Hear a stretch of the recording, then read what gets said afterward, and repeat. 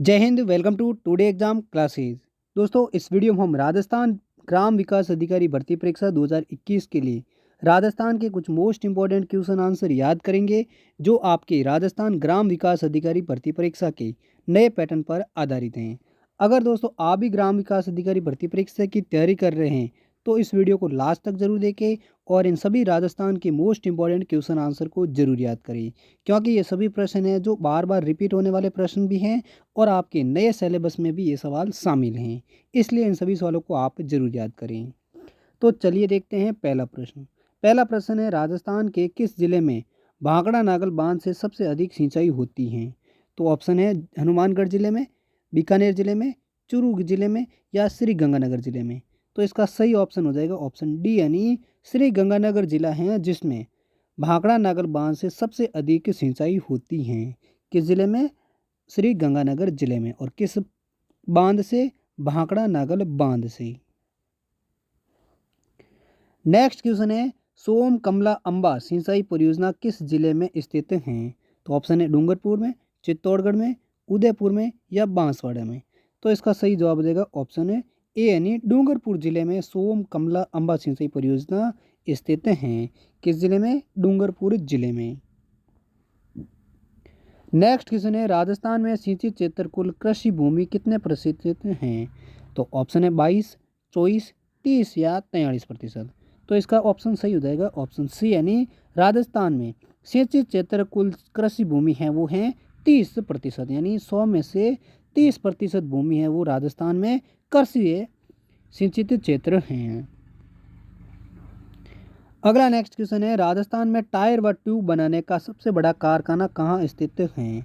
तो ऑप्शन है केलवा में, कोटपुतली में, करौली में या कांकरोली में। तो इसका सही जवाब देगा ऑप्शन डी, यानी कांकरोली में राजस्थान में टायर व ट्यूब बनाने का सबसे बड़ा कारखाना स्थित है। अगला नेक्स्ट क्वेश्चन है, निम्नलिखित देशों में से किसने राजस्थान ग्रीनिंग अरावली प्रोजेक्ट को सहयोग किया था? तो ऑप्शन है जर्मनी, इंग्लैंड, जापान या नॉर्वे। तो इसका सही ऑप्शन हो जाएगा ऑप्शन सी, यानी जापान देश है जिसने राजस्थान में ग्रीनिंग अरावली प्रोजेक्ट को सहयोग दिया था। किस देश ने दिया था? जापान देश ने। नेक्स्ट क्वेश्चन है, स्वतंत्रता संग्राम सेनानी एवं शहीद सागरमल गोपा कहाँ के निवासी थे? तो ऑप्शन है जैसलमेर, बीकानेर, अजमेर या जोधपुर। तो इसका सही ऑप्शन हो जाएगा ऑप्शन ए, यानी सागरमल गोपा हैं वो जो जैसलमेर के निवासी थे, जो एक स्वतंत्रता सेनानी और शहीद थे। नेक्स्ट क्वेश्चन है, लॉर्ड हेस्टिंग्स संधि स्वीकार करने वाला प्रथम राजधानी राज्य था? करौली, उदयपुर, जोधपुर या कोटा। तो इसका ऑप्शन सही हो जाएगा ए, यानी करौली से है वो लॉर्ड हेस्टिंग्स संधि स्वीकार करने वाला प्रथम राज्य राजधानी थी। नेक्स्ट क्वेश्चन है, 1857 में औवा में किस ब्रिटिश पॉलिटिकल एजेंट की हत्या की गई थी? तो ऑप्शन है captain Mockmason, George Patrick Lawrence, colonel E Burton, captain Sowers. तो इसका सही ऑप्शन हो जाएगा ऑप्शन ए, यानी कैप्टन मॉकमेसन है जिनको 1857 में औवा के ब्रिटिश पॉलिटिकल एजेंट की हत्या कर दी थी। कौन था?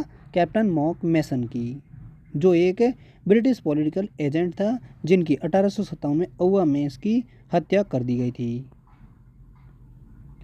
अगला नेक्स्ट क्वेश्चन है, दिल्ली के सुल्तान अलाउद्दीन खलजी के मेवाड़ आक्रमण का समय वह कहाँ के शासक थे? तो ऑप्शन है रतन सिंह, हमीर, राणा सांगा या राणा प्रताप। तो इसका सही जवाब देगा ऑप्शन ए, यानी जब अलाउद्दीन खिलजी ने 1302 या 1303 में मेवाड़ पर आक्रमण किया था तब मेवाड़ का शासक है वो रतन सिंह थे। नेक्स्ट क्वेश्चन है, सूचना का अधिकार अधिनियम के तहत किस वर्ग के लोगों को सूचनाएं निःशुल्क उपलब्ध कराई जाती हैं? तो दोस्तों इस सवाल का सही जवाब देगा ऑप्शन ए, यानी सूचना के अधिकार अधिनियम के तहत बीपीएल परिवार के लोगों को सूचनाएं है वो निःशुल्क उपलब्ध कराई जाती हैं। अगला नेक्स्ट क्वेश्चन है, राजस्थान राज्य उपभोक्ता संरक्षण आयोग का गठन कब हुआ था? तो दोस्तों इस सवाल का सही जवाब देगा ऑप्शन डी, यानी 26 मई 1988 में राजस्थान राज्य उपभोक्ता संरक्षण आयोग का गठन हुआ था। नेक्स्ट क्वेश्चन है राष्ट्रीय उपभोक्ता आयोग का मुख्यालय कहाँ है? तो दोस्तों इस सवाल का सही जवाब हो जाएगा ऑप्शन है बी यानी नई दिल्ली में राष्ट्रीय उपभोक्ता आयोग का मुख्यालय स्थित है। अगला नेक्स्ट क्वेश्चन है राजस्थान स्कूल शिक्षा परिषद का गठन कब किया गया था? तो दोस्तों इस सवाल का सही जवाब देगा ऑप्शन सी यानी साल 2018-19 में राजस्थान स्कूल शिक्षा परिषद का गठन किया गया था। अगला नेक्स्ट क्वेश्चन है राज्य का प्रथम विश्वविद्यालय कहाँ स्थापित किया गया था? तो दोस्तों इस सवाल का सही जवाब देगा ऑप्शन बी यानी राजस्थान राज्य का प्रथम विश्वविद्यालय है वो जयपुर जिले में स्थापित किया गया था। नेक्स्ट अगला क्वेश्चन है देश की पहली होम्योपैथिक यूनिवर्सिटी कहाँ स्थापित की गई थी? तो इस सवाल का सही जवाब देगा ऑप्शन बी यानी राजस्थान के जयपुर जिले में देश की पहली होम्योपैथी यूनिवर्सिटी स्थापित की गई थी। नेक्स्ट क्वेश्चन है राष्ट्रीय लॉ यूनिवर्सिटी राजस्थान में कहाँ पर स्थित है? तो इस सवाल का सही जवाब देगा ऑप्शन सी यानी राजस्थान के जोधपुर जिले में राष्ट्रीय यूनिवर्सिटी लॉ है जो स्थित है। अगला नेक्स्ट क्वेश्चन है महाराणा प्रताप पुरस्कार किससे संबंधित हैं? तो इस सवाल का सही जवाब देगा ऑप्शन ए यानी महाराणा प्रताप पुरस्कार है वो खेल कूद से संबंधित हैं। अगला नेक्स्ट क्वेश्चन है राज्य में सर्वाधिक महिला साक्षरता एवं सबसे कम पुरुष साक्षरता वाले जिले कौन कौन से हैं? तो दोस्तों इस सवाल का सही जवाब देगा ऑप्शन है बी यानी कोटा और प्रतापगढ़ जिले हैं जो महिला साक्षरता एवं कम पुरुष साक्षरता वाले जिले हैं। कोटा का महिला साक्षरता दर है वो है 65.9% और जबकि प्रतापगढ़ का पुरुष साक्षरता दर है वो है 69.5%। अगला नेक्स्ट क्वेश्चन है शिक्षा प्राप्ति का अधिकार कब से लागू हुआ था? तो दोस्तों इस सवाल का सही जवाब देगा ऑप्शन ए यानी अप्रैल 2010 में शिक्षा प्राप्ति का अधिकार लागू हुआ था। अगला नेक्स्ट क्वेश्चन है अक्षय पात्र फाउंडेशन किस कार्य से जुड़ा हुआ है? तो इस सवाल का सही जवाब देगा ऑप्शन बी यानी स्कूल में मिड डे मील से है वो अक्षय पात्र फाउंडेशन कार्य जुड़ा हुआ है। इसी प्रकार अगला सवाल है राजस्थान की प्रमुख नकदी फसल कौन सी है? तो इस सवाल का सही जवाब हो जाएगा ऑप्शन बी यानी कपास फसल है जो राजस्थान की प्रमुख नकदी फसल है।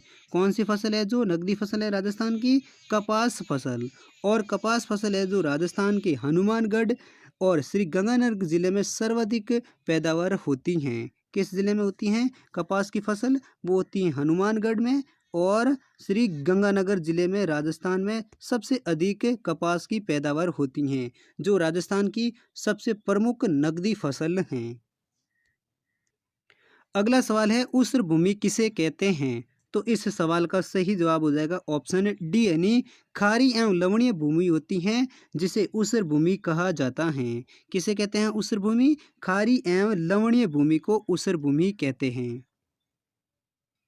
इसी प्रकार अगला सवाल है राजस्थान का कौन सा शहर भारत का मक्का नाम से प्रसिद्ध है? तो इस सवाल का सही जवाब हो जाएगा ऑप्शन डी यानी राजस्थान का अजमेर शहर है जो राजस्थान और भारत का मक्का नाम से प्रसिद्ध हैं क्योंकि राजस्थान के अजमेर जिले में ख्वाजा मोइनुद्दीन की चिश्ता हैं वो स्थित हैं। इसलिए अजमेर शहर को भारत का मक्का या फिर राजस्थान का मक्का शहर कहा जाता है। किस शहर को? अजमेर शहर को। इसी प्रकार अगला सवाल है रविदास और कबीर किसके शिष्य थे? तो दोस्तों इस सवाल का सही जवाब हो जाएगा ऑप्शन बी यानी रामानंद के शिष्य थे वो थे रविदास और कबीरदास। कबीरदास और रविदास किसके शिष्य थे? रामानंद के। इसी प्रकार अगला सवाल है मगरा चक्री अथवा बीकानेरी चोकला कहने वाली नस्लें किसकी नस्लें हैं? तो दोस्तों इस सवाल का सही जवाब हो जाएगा ऑप्शन बी यानी मगरा चक्री अथवा बीकानेरी चोकला नस्लें हैं वो भेड़ की एक प्रकार की नस्लें हैं। किसकी नस्लें हैं? भेड़ की। कौन सी नस्लें? मगरा चक्री और बीकानेरी चोकला जो एक की भेड़ की नस्लें हैं। अगला सवाल है निम्न में से किस अनुच्छेद का संबंध पंचायती राज से है? तो इस सवाल का सही जवाब है ऑप्शन ए यानी अनुच्छेद 243 का संबंध है वो पंचायती राज व्यवस्था से है। किस अनुच्छेद का संबंध है? 243 अनुच्छेद का। राजस्थान के किस जिले से अधिकतम जिलों की सीमाएं लगती हैं? तो दोस्तों इस सवाल का सही जवाब है ऑप्शन डी यानी राजस्थान के पाली जिले से हैं जो सबसे अधिकतम 8 जिलों की सीमाएं लगती हैं। कितने जिलों की सीमा लगती हैं पाली के साथ? 8 जिलों के साथ सीमा लगती हैं। और वो ज़िले कौन कौन से हैं? वो ज़िले हैं जोधपुर, नागौर, अजमेर, राजसमंद, उदयपुर, चिरई, जालोर और बाड़मेर ज़िले। ये 8 ज़िले हैं जिनकी पाली ज़िले के साथ सबसे अधिक सीमाएं लगती हैं। यानी पाली ज़िला एकमात्र ऐसा ज़िला है जिनकी सीमाएं 8 ज़िलों के साथ लगती हैं। इसी प्रकार अगला दूसरा सवाल है राजस्थान के दक्षिण में होकर निकलने वाली रेखा कौन सी है? तो दोस्तों इस सवाल का सही जवाब जो है ऑप्शन है सी यानी राजस्थान के दक्षिण में होकर वह गुजरने वाली रेखा है वो कर्क रेखा है। कौन सी रेखा है जो राजस्थान के दक्षिण में होकर निकलने वाली रेखा है? वो है कर्क रेखा। और दोस्तों कर्क रेखा है वो राजस्थान के 2 जिलों से गुजरती हैं। कौन कौन से जिले हैं वो है एक तो डूंगरपुर और दूसरा है बांसवाड़ा। यानी राजस्थान के बांसवाड़ा और डूंगरपुर से होकर गुजरने वाली रेखा कौन सी है? वो है कर्क रेखा। इसी प्रकार अगला तीसरा सवाल है राजस्थान एकीकरण कार्य का श्रेय किस व्यक्ति को जाता है? तो दोस्तों इस सवाल का सही जवाब हो जाएगा ऑप्शन बी यानी राजस्थान एकीकरण कार्य का श्रेय है वो सरदार वल्लभ भाई पटेल को जाता है। किसको जाता है राजस्थान एकीकरण का श्रेय? वो जाता है सरदार वल्लभ भाई पटेल का। और दोस्तों आपको बता दें कि राजस्थान का एकीकरण है वो पूरा 7 चरणों में संपन्न हुआ था। कितने चरणों में संपन्न हुआ था? 7 चरणों में। जिसके लिए 18 मार्च 1948 से ये पहला चरण शुरू हुआ था जो 1 नवंबर 1956 को ख़त्म हुआ था। कब हुआ था?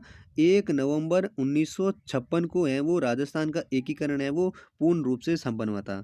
जिसमें कुल समय कितना लगा था? वो लगा था 8 वर्ष 7 माह और 14 दिन का समय लगा था राजस्थान को एकीकरण के करने में। और सबसे ज़्यादा राजस्थान एकीकरण का श्रेय किसे जाता है? वो जाता है सरदार वल्लभ भाई पटेल को। इसी प्रकार अगला तीसरा सवाल है राजस्थान दिवस कब मनाया जाता है? तो इस सवाल का सही जवाब हो जाएगा ऑप्शन बी यानी 30 मार्च को हर साल राजस्थान दिवस मनाया जाता है। कब मनाया जाता है? 30 मार्च को। क्योंकि 30 मार्च 1949 को राजस्थान की 4 रियासतें जोधपुर, जयपुर, जैसलमेर और बीकानेर रियासतों का विलय होकर वृत्त राजस्थान का निर्माण होता है। कब होता है? 30 मार्च 1949 को। इसलिए अब हर साल 30 मार्च को ही राजस्थान दिवस मनाया जाता है। इसी प्रकार अगला सवाल है पद्म श्री कृपाल सिंह शेखावत का संबंध किससे है? तो इस सवाल का सही जवाब है ऑप्शन है डी यानी पद्म श्री कृपाल सिंह शेखावत का संबंध है वो जयपुर की ब्लू पॉटरी से है। किससे संबंधित है? कृपाल सिंह शेखावत का ब्लू पॉटरी का। और ब्लू पॉटरी वह है जो चीनी बर्तनों के ऊपर चित्रकार किया जाता है जिसे ब्लू पॉटरी कहा जाता है। और कृपाल सिंह शेखावत को पद्मश्री पुरस्कार कब दिया गया था? वो दिया था साल 1974 में। इसी प्रकार अगला छठा सवाल है राजस्थान के किस दुर्ग में सूफी संत हमीदुद्दीन की दरगाह स्थित है? तो दोस्तों इस सवाल का सही जवाब हो जाएगा ऑप्शन बी यानी गागरोन के किले में सूफी संत हमीदुद्दीन की दरगाह स्थित हैं। कहाँ पर है सूफी संत हमीदुद्दीन की दरगाह स्थित? वो है गागरोन के किले में। और गागरोन का किला है वो राजस्थान के झालावाड़ जिले में है। और ये राजस्थान का एकमात्र ऐसा किला है जो चारों तरफ से पानी से घिरा हुआ किला है जिसे जल दुर्ग के नाम से भी जाना जाता है। किस किले को? गागरोन के किले में। और ये किस जिले में है? वो है झालावाड़ जिले में जिसमें राजस्थान के सूफी संत हमीदुद्दीन की दरगाह स्थित हैं। अगला सवाल है सिवाना दुर्ग किस जिले में स्थित हैं? तो इस सवाल का सही जवाब है ऑप्शन ए यानी बाड़मेर जिले में सिवाना दुर्ग स्थित हैं जिसके निर्माता हैं वीर नारायण पंवार को माना जाता है। कब माना जाता है? वीर नारायण पंवार हैं जो सिवाना दुर्ग के निर्माता माना जाते हैं। और यह भी राजस्थान का एकमात्र ऐसा जिला है जो मारवाड़ की संकटकालीन राजधानी के रूप में प्रसिद्ध रहा था। कौन सा किला? सिवाना दुर्ग, जो किस जिले में है? बाड़मेर जिले में बना हुआ है। अगला सवाल है, पुष्कर मेला किस तिथि को संपन्न होता है?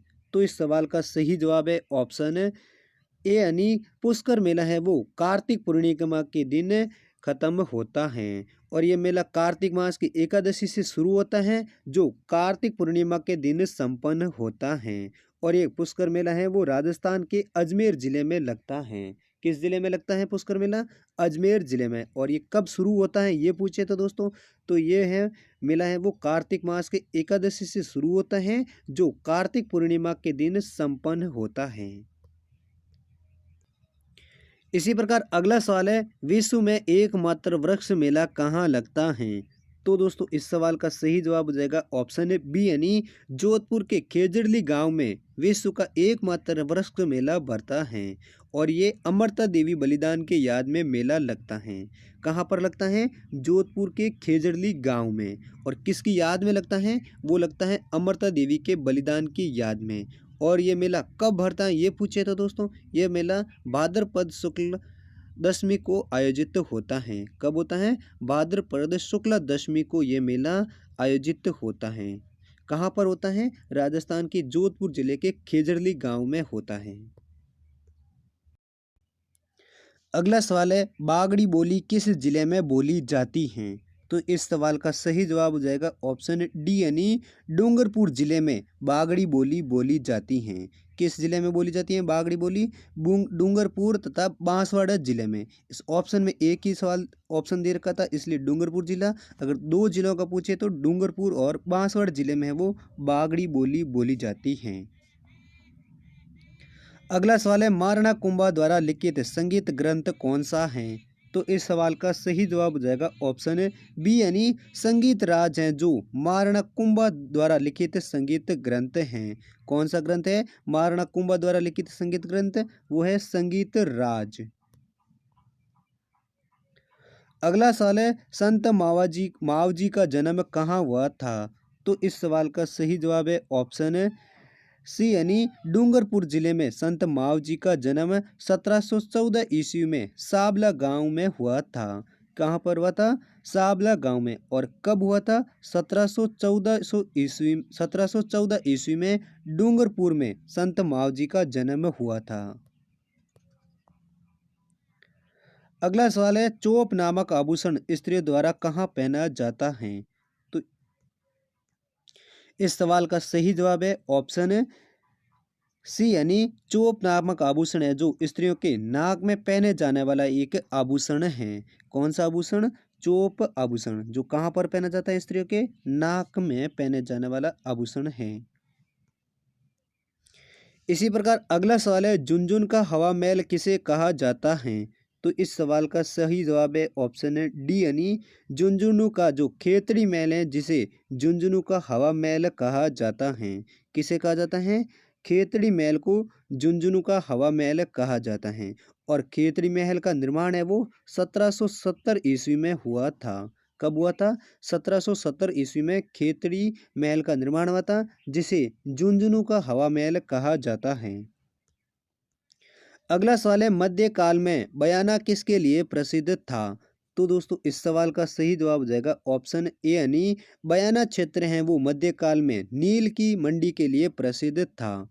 कहाँ पर किसके लिए प्रसिद्ध था बयाना क्षेत्र? वो था नील की मंडी के लिए। और ये बयाना कस्बा कहाँ पर है? वो है भरतपुर जिले में। कहाँ पर है? भरतपुर जिले में है, जो नील की मंडी के लिए मध्यकाल में प्रसिद्ध था। अगला सवाल है, बिजौलिया किसान आंदोलन में किस जाति के कृषक सर्वाधिक संख्या में थे? तो इस सवाल का सही जवाब जाएगा ऑप्शन ए यानी धाकड़ जाति के कृषक हैं, जो बिजौलिया किसान आंदोलन में सर्वाधिक संख्या में थे। किस जाति के थे? वो थे धाकड़ जाति के। और किस आंदोलन में? वो था बिजौलिया किसान आंदोलन में। अगला सवाल है, बीकानेर प्रजा मंडल की स्थापना किस वर्ष में हुई थी? तो इस सवाल का सही जवाब हो जाएगा ऑप्शन डी यानी साल 1936 ईस्वी में बीकानेर प्रजामंडल की स्थापना हुई थी। कब हुई थी बीकानेर प्रजामंडल की स्थापना? साल 1936 ईस्वी में। अगला तीसरा सवाल है, राजस्थान राज्य में मुख्यतः कोयले की किस्म कौन सी पाई जाती हैं? तो दोस्तों इस सवाल का सही जवाब है ऑप्शन ए यानी राजस्थान में लिग्नाइट कोयला है वो सबसे अधिक पाया जाता है। कौन सा कोयला पाया जाता है राजस्थान में? लिग्नाइट किस्म का जो कोयला है वो राजस्थान में सबसे अधिक पाया जाता है। जबकि दोस्तों भंडारों की दृष्टि में बात करें तो राजस्थान तमिलनाडु राज्य के बाद दूसरे स्थान पर है। किस मामले में? लिग्नाइट कोयले की किस्म के मामले में राजस्थान राज्य है वो तमिलनाडु राज्य के बाद दूसरे स्थान पर है। यानी तमिलनाडु राज्य में सबसे अधिक लिग्नाइट किस्म का कोयला पाया जाता है, जबकि राजस्थान है वो तमिलनाडु के बाद दूसरे स्थान पर है। और राजस्थान में बीकानेर, नागौर तथा बाड़मेर जिले में लिग्नाइट किस्म का कोयला सबसे अधिक पाया जाता है। किन जिलों में? बीकानेर, नागौर तथा बाड़मेर जिले में। इसी प्रकार अगला तीसरा सवाल है, राजस्थान में अव्वा का विद्रोह किसके नेतृत्व में हुआ था? तो दोस्तों इस सवाल का सही जवाब है ऑप्शन डी यानी राजस्थान में ठाकुर कुशाल सिंह के नेतृत्व में अव्वा का विद्रोह हुआ था। किसके नेतृत्व में हुआ था? राजस्थान में अव्वा का विद्रोह हुआ था ठाकुर कुशाल सिंह के नेतृत्व में। अगला सवाल है, बादल नामक पानी का बर्तन कहाँ प्रसिद्ध है? तो दोस्तों इस सवाल का सही जवाब है ऑप्शन है डी यानी बादल नामक बर्तन है वो जयपुर जिले में प्रसिद्ध हैं। कहाँ पर हैं? जयपुर जिले में। अगला सवाल है, राजस्थान में शीत ऋतु में होने वाली भूमध्य सागरीय चक्रवातीय वर्षा क्या कहलाती है? तो दोस्तों इस सवाल का सही जवाब है ऑप्शन है बी यानी राजस्थान में जो शीत ऋतु में होने वाली वर्षा है उस वर्षा को माउट वर्षा कहते हैं। क्या कहते हैं? माउट वर्षा। और माउट वर्षा सबसे ज़्यादा कहाँ से होती हैं? वो होती हैं भूमध्य सागरीय चक्रवात से होने वाली वर्षा है वो माउट वर्षा कहलाती हैं। और ये किस ऋतु में होती हैं? वो शीत ऋतु में होने वाली वर्षा होती हैं। अगला सवाल है, निम्नलिखित में से राजस्थान का कौन सा जिला अति आर्द्र जलवायु क्षेत्र में स्थित है? तो दोस्तों इस सवाल का सही जवाब है ऑप्शन डी यानी राजस्थान का 12 जिला हैं जो अति आर्द्र जलवायु क्षेत्र में स्थित हैं। कौन सा जिला है जो अति आर्द्र जलवायु क्षेत्र में स्थित है? राजस्थान का जिला वो है 12 जिला। अगला सवाल है, राजस्थान की अधिकांश वर्षा किन मानसूनी पवनों से होती है? तो दोस्तों इस सवाल का सही जवाब है ऑप्शन है सी यानी राजस्थान में दक्षिणी पश्चिमी हवाएं हैं जिसके के कारण राजस्थान में अधिकांश वर्षा मानसूनी पवनों से होती हैं। अगला सवाल है, गणगौर त्योहार कितनी अवधि तक मनाया जाता है? तो दोस्तों इस सवाल का सही जवाब है ऑप्शन सी यानी गणगौर का त्योहार है वो राजस्थान में 18 दिन तक की अवधि तक मनाया जाता है। कितनी दिनों की अवधि तक गणगौर त्योहार मनाया जाता है? वो मनाया जाता है 18 दिन। अगला सवाल है, हिंदू पंचांग के अनुसार छोटी तीज का त्योहार किस माह में मनाया जाता है? तो दोस्तों इस सवाल का सही जवाब है ऑप्शन ए यानी श्रावण तृतीया के दिन या श्रावण माह में छोटी तीज का त्योहार मनाया जाता है। और ये किस पंचांग के अनुसार? हिंदू पंचांग के अनुसार। अगला सवाल है, जयपुर और दिल्ली शैली के मिश्रण से कौन सी शैली बनी थी? तो दोस्तों इस सवाल का सही जवाब है ऑप्शन डी यानी अलवर शैली है जो जयपुर और दिल्ली शैली के मिश्रण से बनी हुई शैली है। कौन सी शैली है जो दिल्ली और जयपुर की शैली से मिश्रण शैली बनी हुई है? वो बनी है अलवर की शैली। इसी प्रकार अगला सवाल है, राजस्थान दिवस कब मनाया जाता है? तो दोस्तों इस सवाल का सही जवाब जाएगा ऑप्शन ए यानी हर साल 30 मार्च को राजस्थान दिवस मनाया जाता है। कब मनाया जाता है राजस्थान दिवस?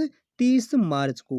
क्योंकि 30 मार्च 1949 में जोधपुर, जयपुर, जैसलमेर और बीकानेर रियासतों का विलय होकर वृत्त राजस्थान संघ का गठन हुआ था। कब हुआ था? 30 मार्च 1949 को वृत्त राजस्थान का गठन हुआ था। इसलिए हर साल राजस्थान दिवस 30 मार्च को मनाया जाता है। इसी प्रकार अगला सवाल है, अगला सवाल भी काफ़ी इंपॉर्टेंट सवाल है और दोस्तों ये सभी सवाल हैं जो काफ़ी इंपॉर्टेंट सवाल है क्योंकि ये बार-बार कॉम्पिटिशन एग्जाम में रिपीट होने वाले सभी प्रश्न हैं। इसलिए इन सभी सवालों को आप ज़रूर याद करें और इस वीडियो को भी लाइक ज़रूर करें। और चैनल पर नए हैं तो चैनल को भी ज़रूर सब्सक्राइब कर लीजिए क्योंकि दोस्तों आपको हर रोज़ाना हर दिन 25 राजस्थान जीके के वीडियो आपको इस चैनल पर मिलते रहेंगे। इसलिए आप राजस्थान जीके में अपनी पकड़ मजबूत करना चाहते हैं तो इस चैनल को ज़रूर सब्सक्राइब कर लीजिए। तो दोस्तों अगला सवाल है, राजस्थान का एकीकरण कितने चरणों में पूरा हुआ था? तो दोस्तों इस सवाल का सही जवाब हो जाएगा ऑप्शन ए यानी राजस्थान का एकीकरण है वो 7 चरणों में पूरा हुआ था। कितने चरणों में हुआ था राजस्थान का एकीकरण पूरा? 7 चरणों में। और अंतिम चरण है वो 1 नवंबर 1956 को खत्म हुआ था। कब हुआ था? 1 नवंबर 1956 को। अगला सवाल है, मत्स्य संघ का राजस्थान में विलय कब किया गया था? तो दोस्तों इस सवाल का सही जवाब हो जाएगा ऑप्शन डी यानी मत्स्य संघ का विलय है वो राजस्थान में 1949 ईस्वी में किया गया था। कब किया गया था? 1949 ईस्वी में मत्स्य संघ का राजस्थान में विलय किया गया था।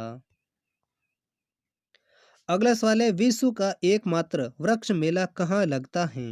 तो दोस्तों इस सवाल का सही जवाब जाएगा ऑप्शन ए यानी राजस्थान के जोधपुर जिले के खेजड़ली गांव में विश्व का एकमात्र वृक्ष मेला लगता है। कहाँ पर लगता है? जोधपुर के खेजड़ली गांव में, जो अमृता देवी के बलिदान में हर साल भाद्रपद शुक्ल दशमी को वृक्ष मेला भरा जाता है, जो विश्व का एकमात्र वृक्ष मेला कहा जाता है।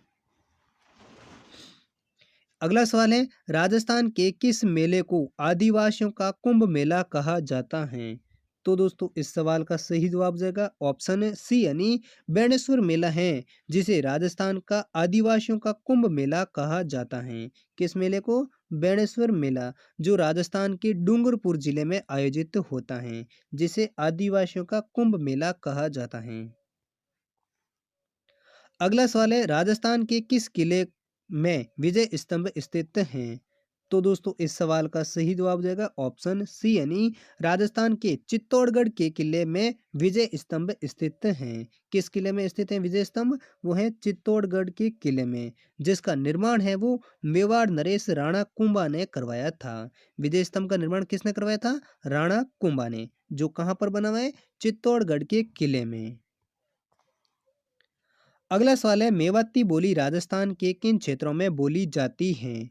तो दोस्तों इस सवाल का सही जवाब हो जाएगा ऑप्शन बी यानी भरतपुर तथा अलवर जिले में मेवाती बोली राजस्थान में बोली जाती हैं। किन जिलों में? भरतपुर और अलवर जिले में। और कौन सी बोली? मेवाती बोली। इसी प्रकार अगला सवाल है, अगला सवाल भी काफ़ी इंपॉर्टेंट सवाल है दोस्तों, इस सवाल को भी आप जरूर याद कर लीजिए। सवाल क्या है? राजस्थान में कर्क रेखा की कुल लंबाई कितनी है? तो दोस्तों ये सवाल काफ़ी इंपॉर्टेंट सवाल है, इसलिए आप इन जरूर सवाल को याद रखें। तो राजस्थान में कर्क रेखा की कुल लंबाई कितनी है? वो है 26 किलोमीटर। यानी इस सवाल का ऑप्शन सही कौन सा हो जाएगा? ऑप्शन ए हो जाएगा। यानी कर्क रेखा की लंबाई है वो राजस्थान में 26 किलोमीटर है। और कर्क रेखा राजस्थान के 2 जिलों से गुजरती हैं। कौन-कौन सा? डूंगरपुर में और बांसवाड़ा जिलों से। कौन से जिलों से गुजरती है राजस्थान के कर्क रेखा? डूंगरपुर और बांसवाड़ा में। और कर्क रेखा की राजस्थान में कुल लंबाई कितनी है? वो है 26 किलोमीटर। इसी प्रकार अगला सवाल है, राजस्थान का थार मरुस्थल का विस्तार किन राज्यों तक है?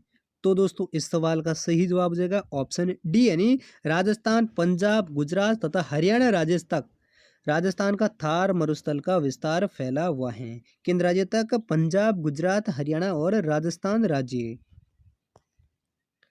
अगला सवाल है, निम्नलिखित में से किस नदी को वन की आशा के नाम से जाना जाता है? तो दोस्तों इस सवाल का सही जवाब देगा ऑप्शन है सी यानी बनास नदी है, जिसे राजस्थान में वन की आशा के नदी के नाम से जाना जाता है। किस नदी को? बनास नदी को, जिसे वन की आशा के नाम से जाना जाता है। इसी प्रकार अगला सवाल है, 9 मंजिला बावड़ी कहाँ पर है तथा उसका निर्माता कौन था? तो दोस्तों इस सवाल का सही जवाब जाएगा ऑप्शन बी यानी अलवर के नीमराणा में 9 मंजिला बावड़ी स्थित है। और इसका निर्माण है वो राजा टोडरमल ने करवाया था। किसने करवाया था? राजा टोडरमल ने। और ये कहाँ पर है? नीमराणा अलवर जिले में। इसी प्रकार अगला सवाल है, मंगला, भाग्य और ऐश्वर्या क्या हैं? तो दोस्तों इस सवाल का सही जवाब हो जाएगा ऑप्शन बी, यानी बाड़मेर के तेल क्षेत्र हैं जिनका नाम है मंगला, भाग्य और ऐश्वर्या।